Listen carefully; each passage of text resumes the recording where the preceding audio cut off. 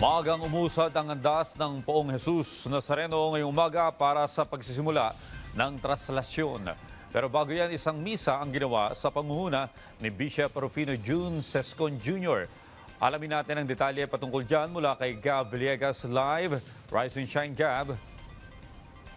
Rise and shine, Audrey, mahigit 117,000 mga deboto ang nakiisa sa pagdiriwang ng Misa Mayor dito sa Quirino Grandstand para sa pambansang kapistahan ng Jesus Nazareno.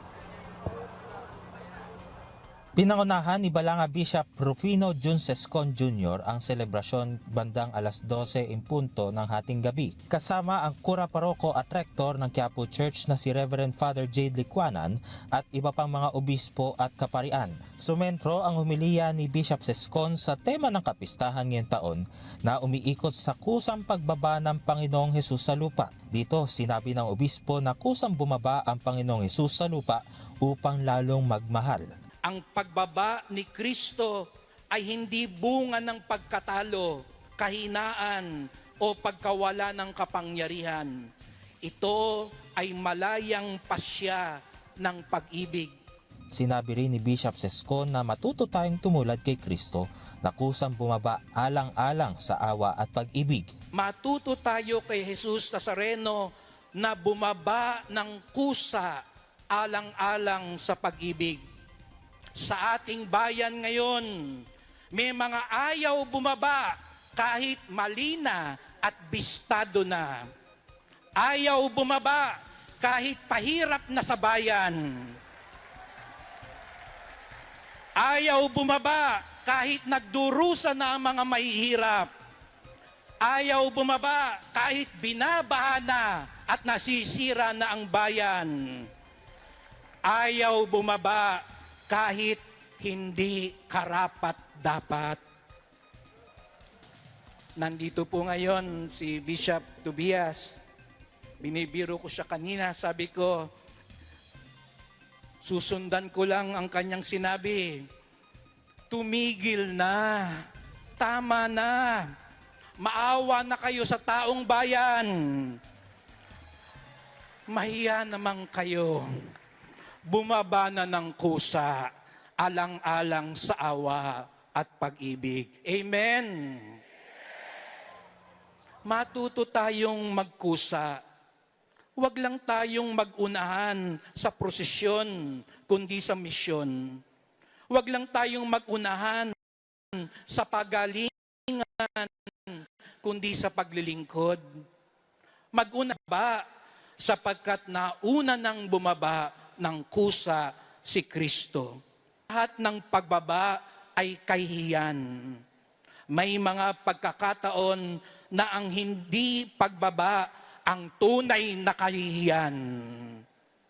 Kung si Kristo na walang kasalanan bumaba ng kusa, sana tayo din matutong bumaba ng kusa dahil sa pag-ibig. Pag-ibig sa Diyos, sa bayan, sa kapwa, at maging sa sarili. Nanawagan rin ng obispo sa mga mananampalataya na makinig at sumunod kay Jesus. Sa Poong Nazareno, natututunan natin ang mga bumagsak ay muling makababangon. Ang mga nagkamali ay maaaring maitama, wawala ay maaaring mahanap muli. Bumaba siya para maiangat tayo upang tayo din iangat ang isa't isa. Tinatawag din niya tayong makibahagi para iangat ang ating bayan, iangat ang ating kapwa, iangat ang dangal ng bawat isa. Bumaba sa sariling interes para sa kabutihan ng lahat. Bumaba sa katahimikan kapag may inaapi na at niloloko. Bumaba sa pagkamanhid upang magmalasakit sa bayan. Bumaba sa kasalanan para sa tunay na pagbabago. Ang tunay na deboto handang bumaba kasama ni Kristo upang iangat ang kapwa at ang bayan. Dumalo rin sa Misa Mayor sina Manila Mayor Isko Moreno at Acting PNP Chief Police Lieutenant General Jose Melencio Nartates Jr. Naghandog naman ng awitin para sa mga deboto ang singer na si Angeline Quinto na isa ring deboto ng Poong Jesus Nazareno at inawit ang kantang Huwag Kang Mangamba.